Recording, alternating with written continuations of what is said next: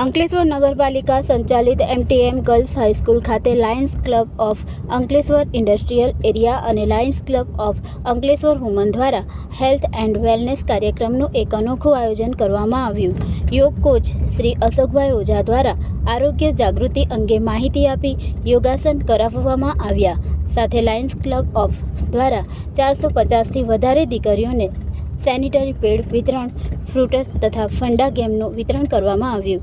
આ કાર્યક્રમ અંકલેશ્વર નગરપાલિકા માધ્યમિક શિક્ષણ સમિતિ ચેરમેન શ્રીમતી વિરલબેન મકવાણાના અધ્યક્ષસ્થાને યોજાયો હતો, જેમાં લાયન્સ ક્લબ ઓફ ઇન્ડસ્ટ્રીયલ એરિયાના પ્રમુખ શ્રી વાસુદેવભાઈ ગજેરા સહિત મેમ્બર્સ તેમજ લાયન્સ ક્લબ ઓફ અંકલેશ્વર વુમનના પ્રમુખ શ્રીમતી સુનીતાબેન ગજેરા સહિત મેમ્બર્સ અને શહેર ભાજપ મહામંત્રી ધીરેનભાઈ મોદી ઉપસ્થિત રહ્યા।